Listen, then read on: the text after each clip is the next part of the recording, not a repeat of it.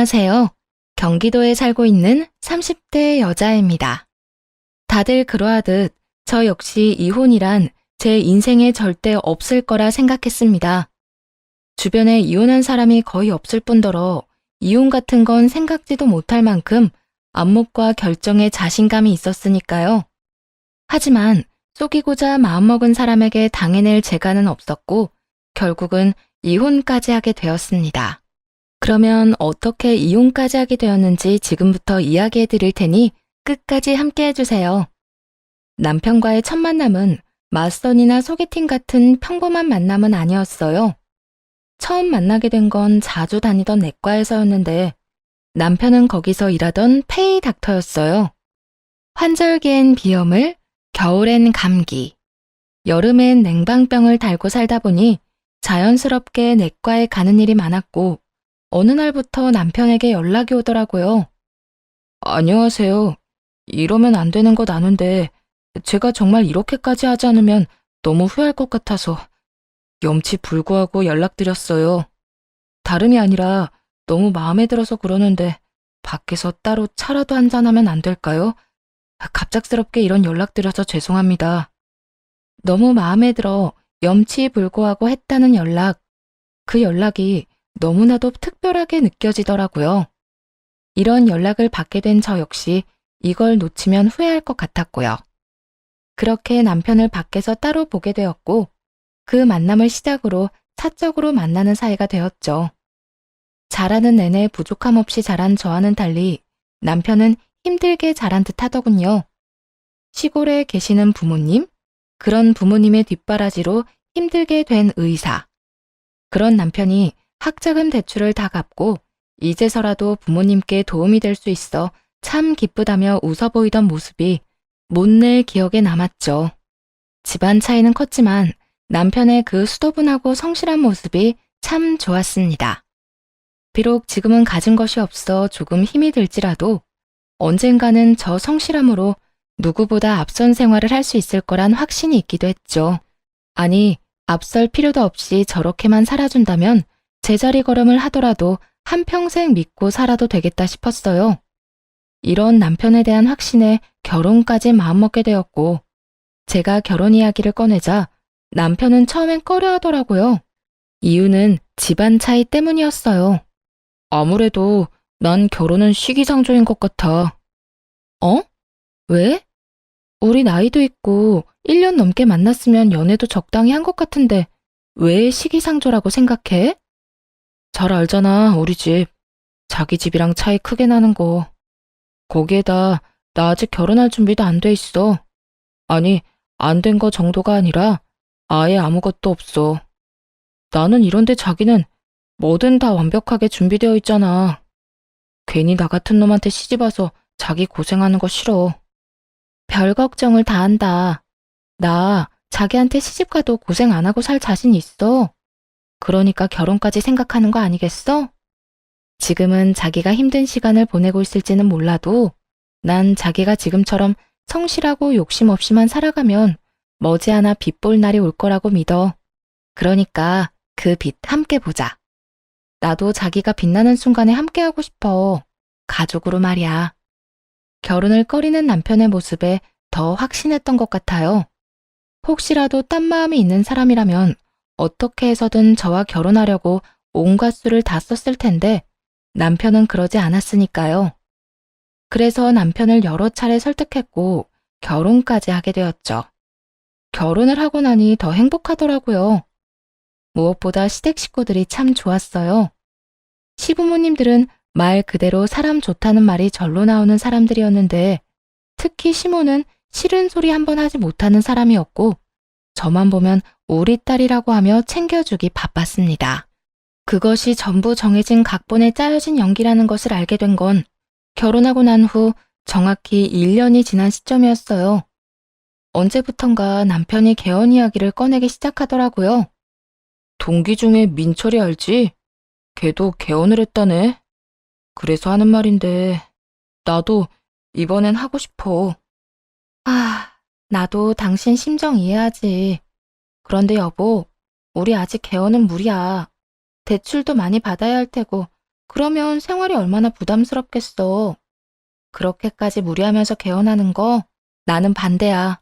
평소엔 이렇게 반대를 하면 남편도 제 뜻을 따라주곤 했는데 이날따라 언성까지 높이며 어린애처럼 막무가내로 우기기 시작하더라고요. 말 꺼낼 때마다 안 된다, 반대다. 그럼 나는 언제 개헌할 수 있는데? 다들 빚내서 개헌해. 당신 말대로 개헌하는데 돈이 적게 드는 것도 아니고 어떻게 가진 돈으로만 할 수가 있겠어? 그 정도는 다 감수하고 하는 거라고. 남들이 다 그렇게 한다고 우리까지 그렇게 해야 해? 지금 다니는 병원 원장님도 괜찮고 페이도 괜찮다며. 그런 병원에서 좀 더 배우고 좀 더 일하다가 나와서 개원해도 충분하잖아. 다른 때는 안 그러더니 왜 이렇게 개원을 못해서 안달이야? 안달? 당신은 무슨 말을 그렇게 해? 그리고 나랑 친했던 동기들은 다 개원해서 떵떵거리면서 사는데 내가 마음이 안 조급하겠어? 이런 내 마음 당신이라도 좀 이해해주고 내가 힘들게 말 꺼내면 그래, 해보자고 좀 해주면 안 돼? 나도 그렇게 하고 싶지. 그런데 현실이 그렇게 호락호락하진 않은 거 잘 알잖아. 병원도 어떻게 보면 자영업인데 내가 가게 꾸리면서 힘들어하는 거 옆에서 다 봐놓고 꼭 지금 개원이 하고 싶어? 조금 더 금전적으로 여유가 있을 때 해야 당신도 마음에 여유가 있고 심적으로 여유가 있어야 환자들 돌볼 때 더 좋을 거 아니야. 무리해서 개원하면 마음은 조급한데 환자가 눈에 들어오겠냐고. 아, 됐어. 당신이랑 무슨 말을 해? 당신 진짜 실망이야. 난 어쨌든지 간에 이번엔 개원하고야 말 테니까 그런 줄 알아. 마음대로 해. 난 분명 안 된다고 했고 당신 개원하는데 절대 도와줄 생각도 없으니까. 정하고 싶으면 당신 힘으로 혼자서 해결해봐. 결국 남편과는 크게 싸우게 되었고 개원 문제는 속 시원하게 해결되지도 않은 채 대화를 마무리하게 되었어요. 내심 이렇게 말하기는 했지만 걱정은 되더라고요. 홧김에 사고를 치면 어쩌나 하는 걱정 말이에요. 이런저런 걱정과 우려의 한숨만 깊어지던 어느 날, 엄마에게서 전화가 왔어요. 남편이 집으로 찾아왔었다고요. 정서방, 어제 집에 왔다 갔어. 정서방이? 나한테는 그런 말 안 했는데? 왜 갔대? 요즘 정서방 개원하고 싶어 한다며? 찾아와서 좀 도와달라고 하더라. 좋은 병원 자리가 있는데 놓치고 싶지 않다고 한 번만 좀 도와달라고. 남편은 대출받아 개원하자니 그 금액이 부담스러웠는지 저희 부모님을 찾아가 돈을 부탁한 것이었어요. 엄마의 말을 듣는데 제가 다 부끄러워지며 화가 나더라고요. 아무리 개원이 하고 싶다고 해도 어떻게 저희 부모님을 찾아가서 저런 부탁을 할 수가 있는 건지 이해가 되지 않았어요. 정말 개원을 하지 못해 미쳐버린 것이 분명해 보이더군요. 그래서 아빠랑 엄마는 뭐라고 했는데? 설마 해준다고 한 건 아니지?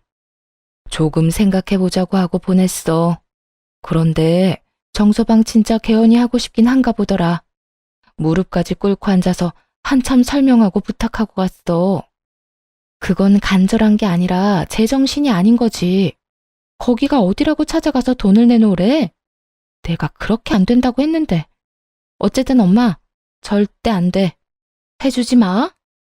엄마와 전화를 끊고 난 후 얼마나 화가 났는지 아무 생각도 나지 않았어요. 그저 남편이 오기만을 기다리고 또 기다렸죠. 그리고 기다리던 남편이 집으로 돌아온 순간 남편을 향해 고함을 질러버렸네요. 당신 진짜 제정신이야?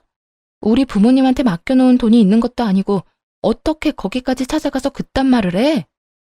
화를 내며 따지자 남편은 당황하는 기색 하나 없이 짜증난다는 말투로 이렇게 말하더군요. 그새 당신한테 연락이 왔어? 그렇게 안 봤는데 입들 가벼우시네. 아니, 근데 당신 집에서 나한테 병원 정도는 해줄 수 있는 거 아니야? 들어보니까 의사 사이 들이면서 개원 정도는 해주는 처가도 많다던데. 당신 집이 능력이 안 되는 것도 아니고 그 정도 해줄 능력은 충분히 되잖아. 한없이 맑고 욕심 없던 사람은 더는 없었어요. 제 앞엔 그저 욕심으로 가득 찬 한 인간이 서 있을 뿐이었죠. 그걸 시작으로 서로 한마디도 지지 않고 몰아세우며 싸우기 시작했고, 얼마 지나지 않아 작은 짐가방을 든 시모가 집으로 들어오더군요. 이야기 다 들었어. 아무래도 너희 크게 싸울 것 같아서 왔단다. 며칠 지내다 가도 되지? 내심 시모가 온 이유가 저를 지지해주기 위함이라고 생각했는데 그건 큰 착각이었더라고요. 시모는 자리에 앉기도 전에 남편과 똑같은 말을 하기 시작했거든요. 너 우리 아들 개원하려고 하는데 반대한다며? 들어보니 집에 돈도 많다는 애가 왜 이렇게 짜게 구니? 1년이나 살았으면 네 집 내 집 할 것 없이 가족 아니니? 우리 아들 기 그만 죽이고 네 친정에 말해서 빨리 개원해 주거라. 그제서야 깨달았어요. 이 모습들이 이 인간들의 참모습이라는 걸요. 그 사실을 깨닫자마자 더는 시모에게 친절하게 대할 필요가 없다고 생각했어요. 이 말도 안 되는 요구를 딱 잘라야겠다고도 생각했죠. 저희 부모님 돈이 제 돈도 아니고 전 부모님 돈으로 개원 같은 거 해줄 생각 전혀 없어요. 그러니까 더는 이런 말도 안 되는 소리 하지 마세요. 당신도 마찬가지야. 어머님 불러서 쪽수로 밀어붙이면 뭐 어떻게 될 거라 생각한 모양인데 난 절대 부모님한테까지 손 벌릴 생각 없어. 정하고 싶으면 대출을 받아서 혼자 감당하든지 감당할 자신이 없으면 내 말대로 좀 더 기다렸다가 개원해. 알겠어? 너 평소에도 이런 식으로 우리 아들 기죽였니? 어떻게 시어머니가 코앞에 앉아 있는데 남편한테 감히 그런 식으로 말할 수가 있어? 내가 평소에 예쁘다 예쁘다 해주니까 눈에 뵈는 게 없어? 어디서 돈 좀 있다고 내 귀한 의사 아들 기를 죽여? 반말 말고 당장 개원이나 해줘. 전 분명 못한다고 했어요. 당신 내 앞에서 부모님 이야기 한 번만 더 꺼내봐. 나 진짜 가만 안 있어. 그렇게 딱 잘라 안 된다고 해버리고 방으로 들어와 버렸어요. 차라리 그때 딱 자르고 이혼을 했어야 했는데 그놈의 사랑이 뭔지 그 꼴을 보면서도 마음속 깊이 남편을 사랑하는 마음만큼은 버려지지 않더라고요. 그리고 그 개원 요구도 다 한때라고 생각하며 버티면 이 순간도 지나가겠지 하고 생각했던 것 같아요. 하지만 이런 제 생각과는 달리 남편과 시모의 병원에 대한 닥달은 끊이지 않고 계속되더군요. 그리고 결국엔 부모님께서 도움을 주셨단 이야기가 들려왔어요. 네, 이번엔 시모와 함께 친정에 찾아갔다고 하더군요. 친정에 찾아간 시모는 요즘 저희 집에 지내며 저에게 아무리 말해도 통하지가 않아서 직접 찾아왔다며 여유도 있는데 좀 도와달라고 했다더군요. 부모님은 제가 괴로운 시간을 보내고 있단 걸 알고 개원을 해주기로 한 것이었고요. 엄마, 그렇다고 해달라는 대로 해주면 어떡해 해. 적어도 나한테 말이라도 했어야지.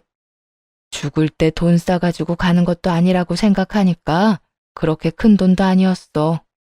그리고 우리 돈 들어간 건 우리 명의로 다 계약했어. 딸, 얼마나 자기 병원이 가지고 싶었으면 저러겠어. 너 정서방이랑 이혼할 수 있어? 그것도 아니잖아. 그러면 그냥 앞으로 열심히 해봐라 하고 별말 하지 마. 우리도 처음엔 사돈까지 끌고 와서 그러는 꼴이 괘씸해서 해주기 싫었는데 생각해보니까 너만 괴롭힘 당하는 것도 싫고 정서방도 다 너랑 잘 먹고 잘 살고 싶어서 저러는 건데 무심한 건가 싶기도 했어. 그러니까 너도 너무 나무라지 마. 화가 정말 머리끝까지 났지만 이미 병원 오픈은 진행되고 있었고 이제는 어쩔 도리가 없었습니다. 엄마 말대로 이왕 이렇게 된 거 잘해보라는 말을 해줄 뿐이었죠. 아, 이왕 이렇게 된 거 잘해봐. 열심히. 여보, 고마워. 난 당신이 끝까지 화만 낼 줄 알았는데. 톡은 부글부글 끓고 있거든. 그런데 벌써 사고는 다치고 돈은 돈대로 다 썼는데 이제 와서 화내봤자 뭐해. 서로 속만 상하지. 우리 진짜 열심히 행복하게 살자. 그게 부모님께 보답하는 길이야. 알겠지? 응, 나 진짜 열심히 해서 당신 행복하게 해줄게. 당신 웃고만 살게 해줄 거야. 아가, 고맙구나 고마워. 네 덕에 우리 아들이 원장님 소리를 다 듣겠어. 내가 이 은혜 잊지 않으마. 저를 끌어안고 좋아하는 남편과 다시 제가 알던 천사 같은 모습으로 돌아온 시모. 두 사람은 다시 원래 알던 익숙한 모습으로 돌아왔지만 제 마음은 그렇지 않더라고요. 처음으로 돌아가기엔 이미 너무 많은 것을 깨달은 것이었어요. 하지만 그렇다고 이혼까지 생각한 건 아니었어요. 그냥 조금 복잡한 심경에 가까웠어요. 이건 아니다 싶으면서도 그래도 평소대로 돌아와서 다행이다. 이 두 가지 마음이 머릿속에서 때로, 아니 자주 충돌을 일으키곤 했습니다. 그렇게 2년이 지났어요. 병원은 자리 잡았고 혼란스럽고 미웠던 감정은 많이 사라진 후였어요. 남편과는 다시 사이가 좋아졌고 그 어느 때보다 화목한 나날들을 보내고 있었어요. 여보, 이번 주 주말에 시간 돼? 이번에 주말 알바 새로 뽑아서 시간 괜찮아. 왜? 우리 여행이나 가자고. 1박 2일. 생각해보니까 우리 결혼하고 제대로 된 여행도 못 다니고 너무 바쁘게만 살았던 것 같아서. 당신은 가게 꾸리느라 바쁘고 나는 병원 자리 잡느라 바빴고 너무 정신없게 일만 하면서 산 것 같아서 여행이라도 좀 갔으면 해. 가서 좀 쉬다 오자. 그래, 알겠어. 이렇듯 먼저 여행 계획까지 다 짜서 저를 데리고 다니기도 했고 부모님을 모시고 다니며 맛있는 음식을 대접하기도 하더군요. 당시 전 작은 가게를 하고 있었는데 남편 병원이 일찍 끝나는 날이면 가게로 찾아와 함께 문을 닫아주기도 했고요. 요즘 같은 날만 계속되면 여한이 없을 거라 생각했는데 사건은 꼭 그럴 때 일어나더군요. 행복만이 가득한 나날 중 시모가 또다시 작은 짐을 싸서 집으로 왔으니까요. 작은 짐과 시모의 조합에 저도 모르게 긴장이 되었어요. 이번엔 또 무슨 일 때문에 왔나 하는 마음에서요. 처음 하루는 그냥 정말 저희가 보고 싶어서 온 사람처럼 굴더군요. 함께 웃으며 밥도 먹고 제가 뒷정리를 할 동안에 시모는 빨래도 정리해주고요. 그리곤 제 손을 잡으며 우리 딸 타령을 하는 것도 잊지 않았어요. 그런데 이튿날부터 그 본색을 드러내기 시작하더군요. 아가, 이제 우리 아들 병원도 어느 정도 자리 잡았고 환자들도 넘쳐난다고 하던데 너도 들었지? 네, 남편이 워낙 노력하니까 다들 그걸 알아주나 봐요.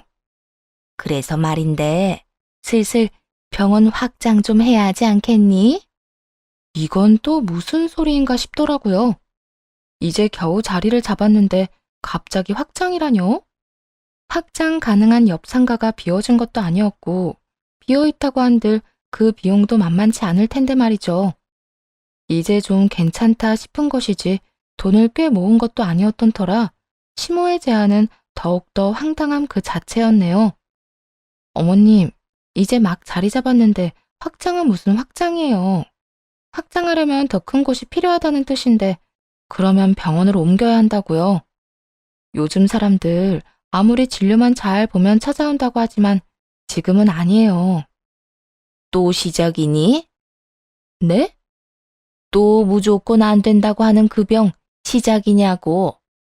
넌 내 아들이 하려는 건 무조건 안 된다고 말부터 하고 보더라. 개원하려고 했던 것도 봐라. 내 아들 뜻대로 개원하고 나니까 얼마나 좋니? 환자도 많고 내 아들 기도 살고. 이번에도 그래. 이렇게 자리 잡고 환자 많을 때 이전을 하더라도 확 넓혀줘야 사람들이 와 하면서 더 찾아오는 거라고. 페이닥터도 들여서 환자 많이 받으면 우리 아들만 좋니? 너도 좋은 일이잖니? 시모는 가장 중요한 비용 문제는 생각지도 않고 헛된 꿈에 젖어 있더라고요. 남편은 뭐 하고 있었냐고요?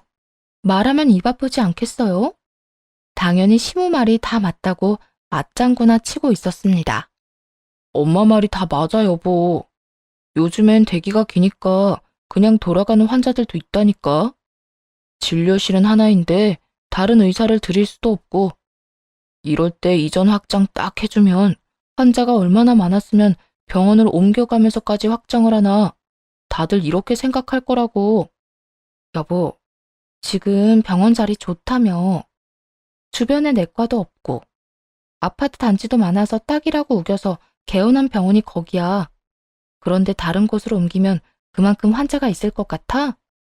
당신이 나가고 나면 그 자리에 다른 병원이 들어오겠지. 그러면 사람들이 그 병원으로 가지 당신 병원까지 찾아올 것 같아? 굳이? 나는 절대 아니라고 보는데. 괜히 무리해서 옮겨서 피 보지 말고 지금 잘 되는 데서 해, 그냥. 당신은 다른 건 다 괜찮은데 이럴 때 보면 꼭 나 잘 되는 거 싫어서 방해하는 사람 같아. 내가 병원 열면서 잘 되고 당신한테 소홀했어? 아니잖아. 더 당신한테 잘하고 우리 관계 더 좋아졌잖아. 이번에도 그래. 병원 옮겨서 나도 더 여유로워지고 당신하고 더 행복하게 살고 싶어서 이러는 건데 당신은 왜 안 된다고만 해? 그럴만 하니까 안 된다고 하는 거야. 그리고 비용 문제는 어떻게 할 건데? 더 넓은 데로 옮겨갈 만큼 돈은 있어? 아니, 애초에 지금 병원도 당신 명의 아닌 건 알고 있지? 지금도 이런 상황인데 어떻게 옮기겠단 거야? 그거야, 당연히 당신 집에서 도와줘야지. 한 번이 어렵지. 이번엔 장인어른 장모님도 쉽게 도와주실걸? 2년 전과 하나도 달라지지 않은 상황. 정말이지 지긋지긋하더라고요. 더는 말해봤자 통하지 않는다는 걸 과거 일을 통해 깨우쳤기에 절대 안 된다는 말을 남기고 방으로 들어가 버렸네요. 그리고 다음 날부터 친정에 가서 시간을 보내기 시작했죠. 두 사람의 패턴이라면 이제 친정으로 찾아와 난동을 부릴 타이밍이었으니까요. 이틀 뒤 예상대로 심오한 남편은 친정으로 찾아왔고 전 방에 숨어 두 사람이 도대체 뭐라고 하나 엿듣고 있었어요. 두 사람은 제가 다 듣고 있다는 건 꿈에도 모른 채 이야기를 꺼내기 시작했죠. 사돈, 또 이런 일로 찾아뵙게 돼서 죄송합니다만 이번엔 병원 이전 확장을 좀 해주셨으면 합니다. 네? 지금 병원 자리 좋다고 들었는데 갑자기 무슨 이전입니까? 그게 병원이 너무 좁고 저희 아들 혼자 그 많은 환자를 보려니 한계가 있다고 하더군요. 그래서 이참에 넓은 곳으로 옮기면서 의사 한 명 더 고용하면 좋을 것 같아서요. 저번에도 도움 주셔서 제 며느리가 아주 행복하게 잘 지내고 있어요. 이번에도 도움을 주시면 다른 누구보다 제 며느리가 참 행복할 것 같은데요. 아니 사돈, 해도 정말 너무하시네요. 저희가 무슨 은행도 아니고 이미 크게 도와드렸는데 또 도와달라니. 이건 너무 도둑놈 심보 아닙니까? 저희도 이제 그만한 돈 없습니다. 그리고 저번에 오셨을 때 뭐라고 하셨어요? 처음이자 마지막이라고 하지 않으셨나요? 그런데 지금 와서 뭐요? 내 딸 행복이란 말을 들먹이고 싶어요. 저흰 이제 도와줄 돈도 마음도 없으니 그냥 돌아가세요. 사돈이야말로 너무하시네요. 돈이 없는 집안이야 그렇다 치지만 돈이 없는 집안이 아니지 않습니까? 그런 집에서 돈 좀 더 마련하는 게 힘든 일도 아닐 텐데 어찌 이렇게 무자르듯 딱 잘라 안 된다고 하세요? 정 없으면 이 집이라도 담보대출 받아서 도와주시면 되시잖아요. 다른 것도 다 화가 났지만 부모님이 한평생 사신 집을 거들먹거리는 시모의 말을 듣는데 더는 참을 수가 없더라고요. 바로 문을 열고 나가 고함을 질렀어요. 그만하세요. 이 집이 어머님 집이에요? 아니면 이 집 살 때 돈 한 푼 보탠 적 있어요? 어디 감히 함부로 이 집을 입에 올려요? 감히? 너야말로 감히 이 시어미한테 말버릇이 그게 뭐니? 그리고 너 언제부터 거기 있었니? 설마 우리 올까봐 여기서 기다리고 있었니? 이렇게 파투 내려고? 네, 분명 여기 와서 이럴 것 같아서 계속 기다리고 있었어요. 그런데 정말 왔네요? 설마 했는데 진짜 오는 거 보고 얼마나 황당했는데요. 제가 이 자리에서 확실하게 말할게요.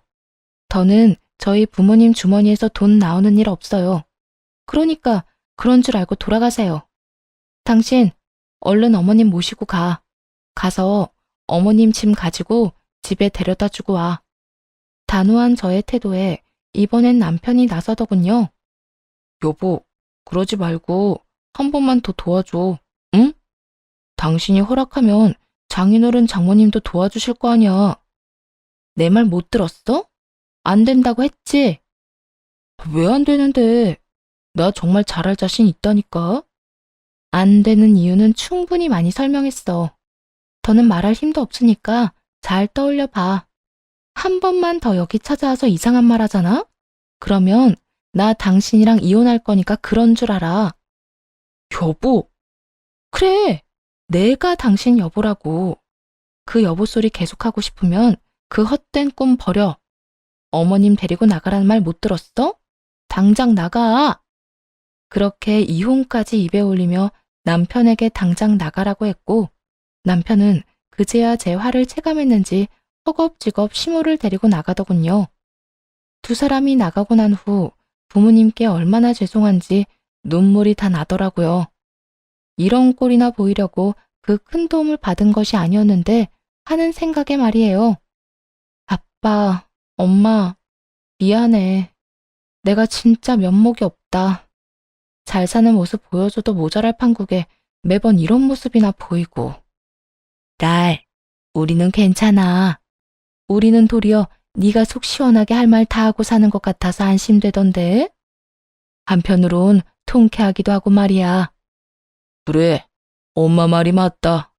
사돈 성격이 보통이 아니어서 네가 기죽어 살면 어쩌나 했는데 그건 아닌 것 같아서 다행이다. 우리 걱정은 하지 말고 너 하고 싶은 대로 하고 살아. 그렇게 말해줘서 감사해요. 그런데 아빠, 엄마, 이번엔 절대 도와주면 안 돼. 아니, 앞으론 문도 열어주지 마. 알겠지? 나 이혼하는 한이 있어도 더는 이런 식으로 안 살 거야. 그래, 알겠어. 우린 네가 뭘 어떻게 한다고 해도 네 편이니까 네가 하라는 대로 할게. 걱정하지 마. 그렇게 두 분의 다짐을 받아내고 집으로 돌아갔더니 시모도 시모의 짐도 없더라고요. 물론 남편도 없었어요. 조용한 집에서 혼자 참 많은 생각을 했던 것 같아요. 그중 가장 큰 생각은 아직까지 내가 남편을 사랑하나였어요. 오랜 시간 생각해보니 더는 사랑이란 감정은 남아있지 않는 듯 했고요. 이혼할 준비가 드디어 된 것이었죠. 그렇게 마음속으로 이혼에 대한 충분한 생각을 하고 있는 동안 두 사람이 지나치게 조용하더라고요. 아무리 이혼으로 입막음을 했다고 한들 여태 경험해본 바론 원하는 걸 얻을 때까지 난리를 피워야 하는데 두 사람은 조용해도 너무 조용했어요. 심지어 다시 작은 짐을 싸들고 집으로 왔는데도 불구하고 말이죠. 시모는 저에게 당한 망신을 시집살이로 풀어내기로 작정한 듯 온갖 트집을 잡을지언정 절대 병원 이야기만큼은 입 밖으로 꺼내지 않더라고요. 그저 상대하기도 귀찮은 트집만이 계속될 뿐이었어요. 너 빨래를 도대체 어떻게 하길래 이렇게 냄새가 나는 거니? 그거 섬유유연제 냄새예요. 저도 그 냄새 싫어하는데 어머님 아들이 그 냄새 아니면 싫다고 해서 쓰는 거니 정 거슬리면 어머님 아들한테 말하세요. 이런 시비라든지요. 음식간이 영 엉망이구나. 오늘은 가게 가지 말고 나한테 음식간 맞추는 거나 좀 배우거라. 기억 안 나세요? 이거 그저께 어머님이 만든 반찬이잖아요. 그리고 어머님, 이 음식 간 제 입맛에도 안 맞아요. 오늘은 어디 가지 마시고 유튜브 같은 거 보시면서 음식 간 하는 거 좀 연습하세요. 이런 시비를 거는 등 본전도 못 찾을 시비들을 걸어댔습니다. 하지만 한마디도 지지 않고 대꾸를 해주니 저보다 시모의 약이 오르기 일쑤였고 그럴 때마다 속이 다 시원해지더군요. 그렇게 속은 시원하긴 하지만 괜한 불안감을 느끼던 어느 날 친구에게서 연락이 왔어요. 제 남편과 시모를 봤다면서요. 나 방금 네 남편이랑 네 시어머니 봤어. 그래? 어디서? 여기 병원 많은 사거리 있잖아. 거기 공실난 건물에서 나오던데. 그런데 두 사람 유명한 여자랑 같이 있더라고. 그 외 내가 말한 적 있잖아. 우리보다 몇 살 안 많은데 완전 부자라던 그 이혼녀. 들은 적 있는 여자였어요. 몇 해 전 이혼한 여자로 위자료로 받은 돈도 있긴 하지만 워낙 친정도 잘 살고 투자 감각도 남달라서 갖고 있는 건물이 한두 채가 아니라고 친구가 말했던 여자거든요. 그런데 그 여자와 함께 있다니 아무래도 이상하더라고요. 기억나. 분위기는 어땠어? 화기애애하던데? 모르는 사람이 보면 아들 며느리 데리고 병원 자리 보러 온 분위기더라니까. 그 여자 네 시어머니한테 꼬박꼬박 어머님 어머님 하면서 팔짱까지 끼고 다니더라니까. 아무래도 이상하니까 좀 알아봐. 그날 밤 전 남편의 휴대전화를 살펴봤습니다. 다행히 저와 연애할 때부터 해놓았던 그 패턴 그대로이더군요. 이런저런 대화들을 살펴보는데 단연 눈에 띄는 대화가 있었어요. 바로 친구가 봤다는 그 여자와의 대화였어요. 남편은 그 여자에게 자신이 이혼했다고 속였더라고요. 그 내용이 얼마나 기가 막히는지 말문이 턱 하고 막히더군요. 상훈 씨는 재혼 생각은 있으신 거예요? 저도 그렇고 주변에 보면 상대방 외도로 인해서 이혼하고 나면 다른 사람을 못 믿겠다고 재혼 생각도 없다고들 하던데. 저도 처음엔 그랬어요. 그래서 이혼하고 다른 사람 만난 적도 없고요. 그런데 희연 씨 만나고 난 후에 그 생각이 바뀌었어요. 희연 씨라면 과거 아픔을 털어버리고 다시 시작할 수 있을 것 같아요. 희연 씨는 어때요? 저도 상훈 씨라면 용기 낼 수 있을 것 같아요. 말했다시피 전 남편 외도 때문에 상처가 커서 남자는 아예 만나지도 않았거든요. 그런데 상훈 씨라면 믿을 수 있을 것 같아요. 어머님도 너무 좋으시고요. 저를 무슨 불륜이나 저지른 전부인으로 만들었더라고요. 심지어 이혼도 하지 않았는데 말이죠. 더 기가 막힌 게 무엇인지 아세요? 두 사람이 처음 만난 장소, 남편이 이 여자에게 접근한 멘트예요. 네, 그래요. 두 사람이 처음 만난 장소는 남편의 병원으로 남편이 이 여자에게 처음 보낸 메시지의 내용은 저 때와 완전 똑같더라고요. 그 순간 온몸에 소름이 돋으면서 이상한 생각이 스쳐 지나갔어요. 전 바로 남편이 저장한 연락처들을 살펴봤고 그곳엔 이름과 함께 메모가 되어 있었어요. 메모의 내용은 여자들이 사는 아파트명과 차량명이었고요.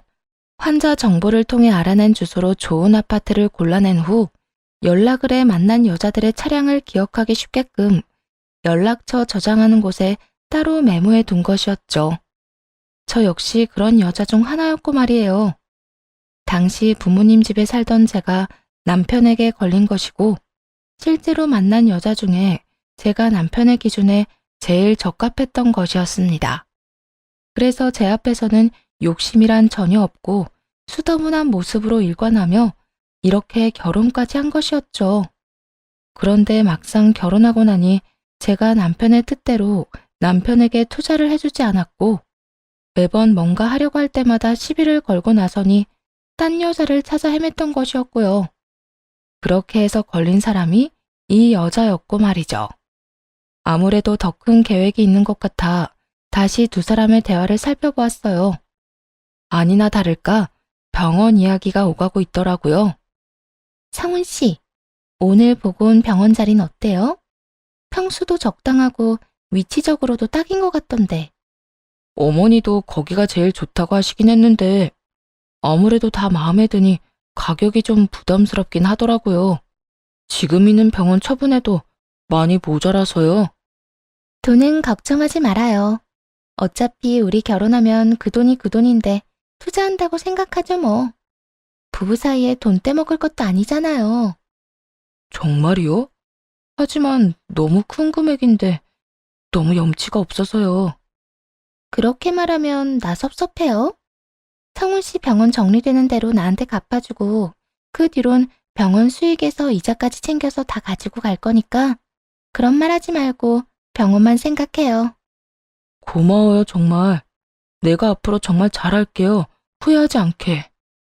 어떤 면에선 참 한결같은 남편의 모습이었어요. 이래서 작정하고 속이려고 들면 속지 않을 방도가 없다고 하나 봐요. 저나 이 여자나 남편과 시모가 짜고 치는 판에 놀아난 불쌍한 희생양이었죠. 모든 것을 다 살펴본 전 여자의 번호를 따로 저장했어요. 그리고 다음날 바로 그 여자를 만났네요.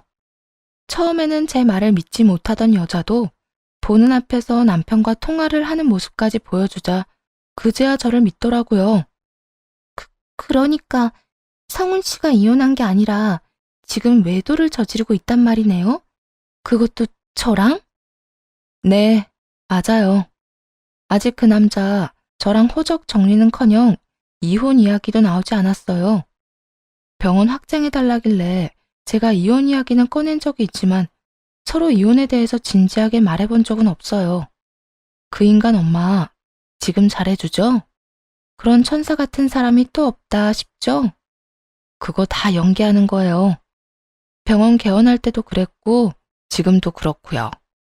제가 마음대로 움직여주지 않으니까 제 친정까지 찾아가서 난동까지 피우더라고요. 어머, 정말 놀랍네요. 어떻게 된 사람들이 그딴 짓까지. 아시겠지만 제 전 남편도 인간 이하였는데 그 인간들은 더 심한 쓰레기들이네요. 그러니까요. 그냥 당하고 있을 수만 없어서 이렇게 찾아왔어요. 아무래도 우리 두 사람 제대로 되갚아줘야 할 것 같아서요. 그렇게 저희 두 사람은 복수 계획을 세우기 시작했어요. 우선 이혼녀는 남편에게 하루빨리 결혼하자고 조르기 시작했습니다.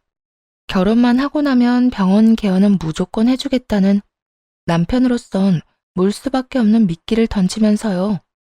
마음이 급해진 두 사람은 저에게 패악질을 저지르기 시작하더군요. 당신 진짜 집안일 이따위로밖에 못해? 오죽했으면 우리 엄마가 아버지를 혼자 두고 이렇게 우리 집에서 지내겠어. 내가 뭘 어쨌다고 시비야. 어머님이 집에 안 가고 우리 집에 이러고 있는 것도 내 탓이라고 하는 건 나 너무 억울한데? 난 단 한 번도 어머님 가지 말라고 붙잡은 적 없어. 어머님이 좋다고 저러고 있는 걸 나보고 어쩌라는 거야? 당신이 집안 꼴을 이따위로 만들잖아. 옷은 아무데나 던져져 있고 설거지도 쌓여 있고 말이야. 치매니? 복도에 던져진 저 옷도 당신 옷이고 설거지 쌓인 것도 당신이 라면 먹은 냄비잖아. 어지른 건 당신인데 왜 애먼 사람한테 시비 걸어? 이런 건 당연히 여자가 해야 하는 일이니까 잔말 말고 당장 다 치워. 남편은 이날따라 작정이라도 한 듯 끊임없이 말도 안 되는 트집을 잡으며 시비를 걸어오더군요. 시모도 마찬가지였어요. 우리 아들이 틀린 말 하는 것도 아닌데 무슨 군말이 이렇게나 많아? 얼른 집 정리부터 하거라. 누가 어질렀든 치우는 건 여자 몫인 거야. 여기 여자는 어디 저뿐인가요? 어머님도 여자잖아요. 그렇게 보기 싫으면 어머님이 치우세요. 뭐야? 너 진짜 내가 만만하니? 어디 시어머니한테 그딴 말을 해? 할만하니까 하는 거 아니겠어요? 허락도 없이 저희 집에서 먹고 살면서 온갖 트집이란 트집은 다 잡고 입장 바꿔서 생각해 보세요. 어머님 같으면 제 눈에 어머님이 곱게 보이겠어요? 거기에다 어머님 아들이 하는 꼴 좀 보세요.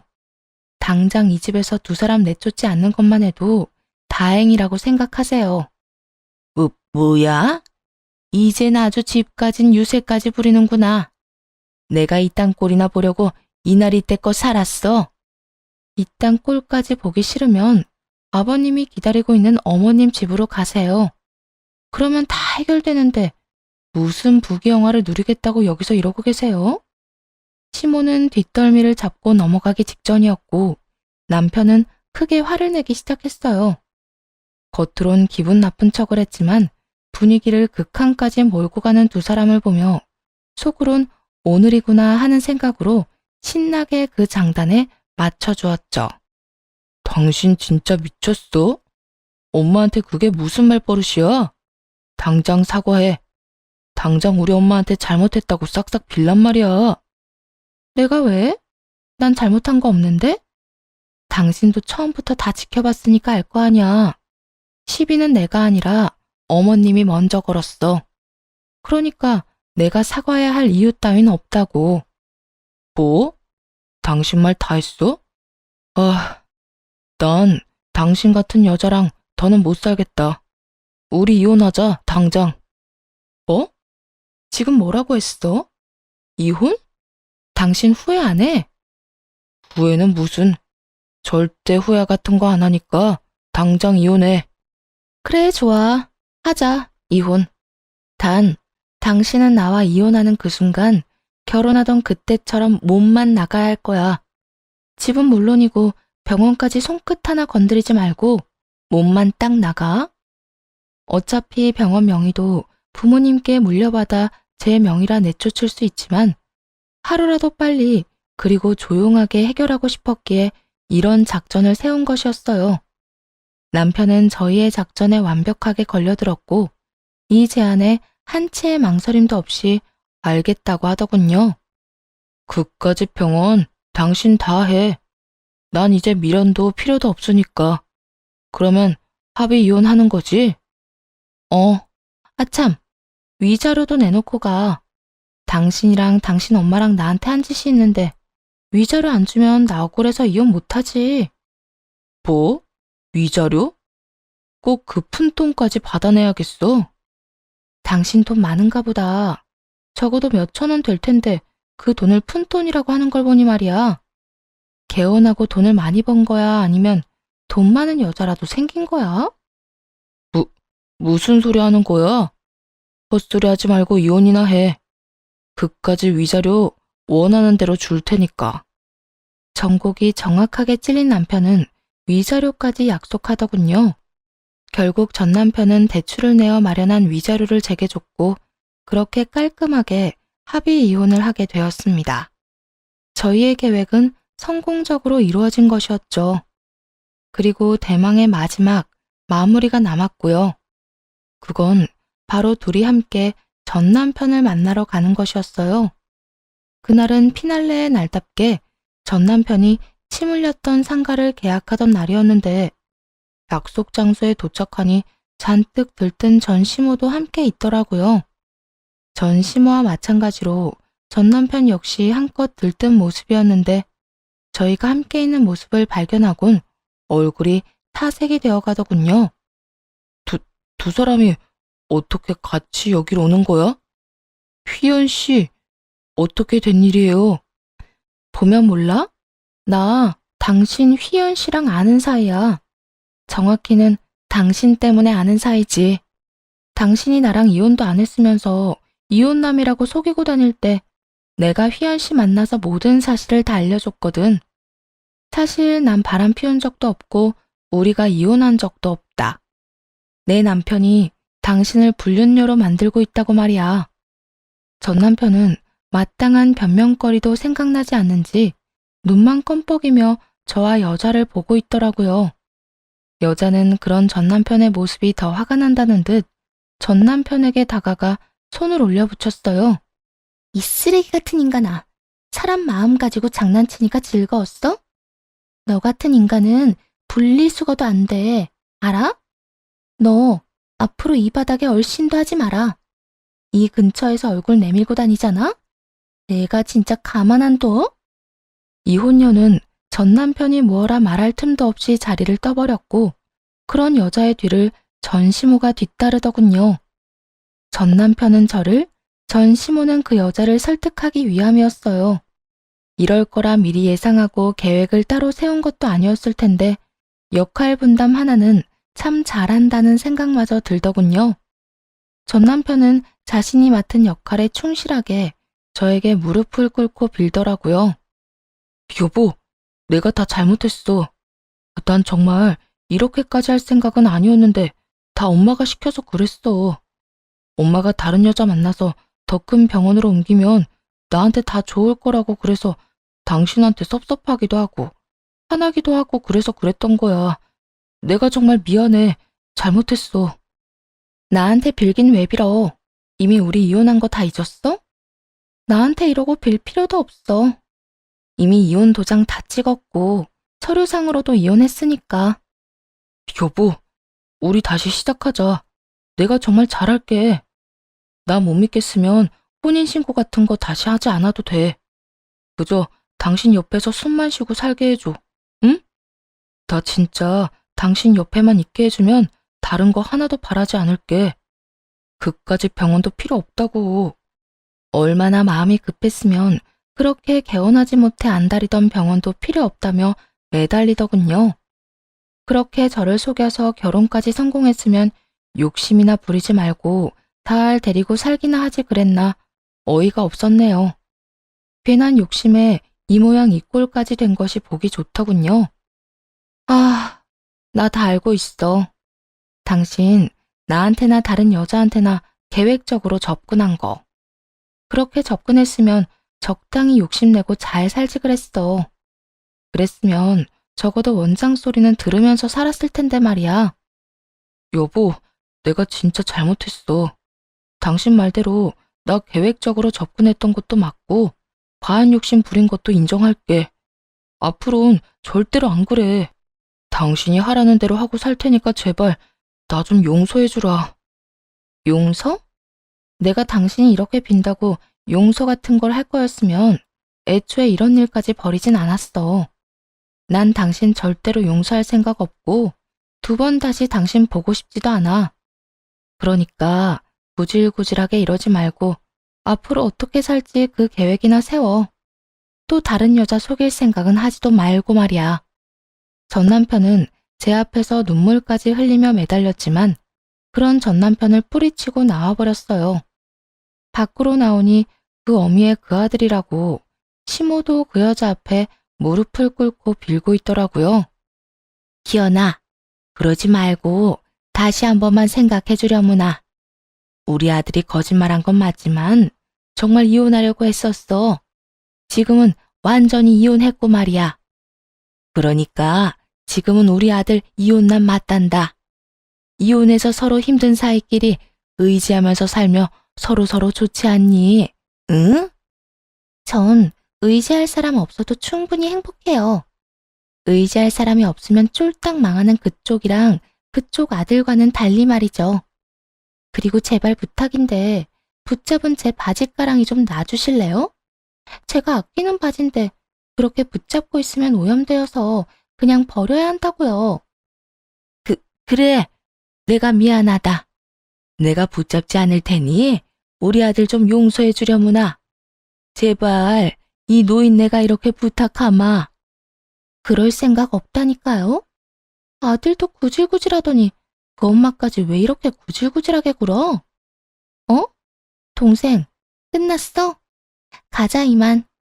저를 발견한 여자는 환하게 웃으며 전 시모를 뿌리치곤 저에게 다가오더군요. 저 역시 그런 여자를 향해 환히 웃어주었고요. 그렇게 저흰 성공적인 복수를 마치고 그곳을 벗어났습니다. 그 후 들려오는 소식으로는 전 남편이 진 막대한 빚 때문에 시골에 하나 남은 전시댁집까지 처분해서 빚을 갚았지만 그걸로도 다 갚을 순 없었다고 하더군요. 덕분에 전 시부모들은 과수원과 농사일 가리지 않고 알바를 한다고 하고요. 전 남편 역시 상태가 좋진 않았어요. 병원을 꾸리며 제약회사를 상대로 갑질을 얼마나 한 것인지 이혼을 한 후 그 모든 것을 다 폭로당해 업계 매장을 당했다고 전해 들었어요. 그렇게 무시하던 페이닥터 일도 못하게 된 것이었죠. 전 아주 잘 지내고 있습니다. 전 남편 덕분에 알게 된 건물주 여자와는 둘도 없는 언니 동생 사이가 되어 거의 날마다 보며 지내고 있어요. 언니 덕에 전 병원도 잘 처분하게 되었고 그 돈은 다시 부모님에게 돌려드렸고요. 그것뿐만이 아니었어요. 언니는 제 덕에 인간 쓰레기 잘 피해갔다며 가지고 있는 건물 중 가장 좋은 자리의 상가를 시세의 절반 가격으로 임대해줬거든요. 그 덕에 더 좋은 자리에서 새 출발하게 되었습니다. 지금은 직원도 많이 뽑게 되었고 완전 자리를 잡아 2호점도 준비 중이에요. 2호점도 언니의 상가에서 열게 될 것 같은데 그땐 무슨 수를